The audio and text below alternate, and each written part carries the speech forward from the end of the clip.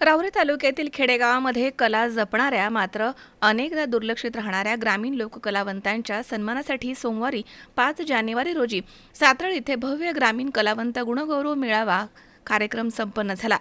कैलासवासी माननीय आमदार शिवाजीराव कर्डिले ग्रामीण लोककलावंत मंडळ राहुरी यांच्या वतीनं हा कार्यक्रम पार पडला। यावेळी युवा नेते अक्षय कर्डिले प्रमुख म्हणून उपस्थित होते।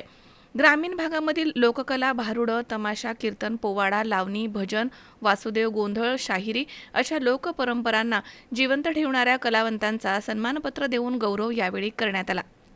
गावखेड्यामधील कलावंतांनी जपलेल्या समृद्ध लोकसंस्कृतीला प्रतिष्ठा मिळावी तसेच त्यांच्या कलेला योग्य व्यासपीठ मिळावं हा या मेळाव्याचा मुख्य उद्देश असल्याचे मंडळाचे संस्थापक अध्यक्ष शाहीर राजूभाऊ पडघलमल यांनी म्हटलं।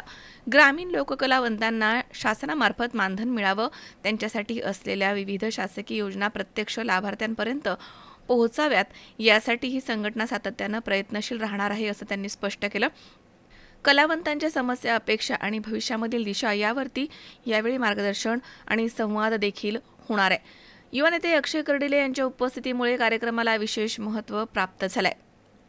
ग्रामीण संस्कृतीच्या जतनासाठी आणि कलावंतांच्या न्याय हक्कासाठी ठोस पाठबळ मिळेल अशी अपेक्षा व्यक्त करण्यात आली आहे आणि या गुणगौरव मेळाव्यात तालुक्यासह परिसरामधील लोककलावंत, रसिक, प्रेक्षक, सामाजिक कार्यकर्ते आणि ग्रामस्थ मोठ्या संख्येनं उपस्थित होते।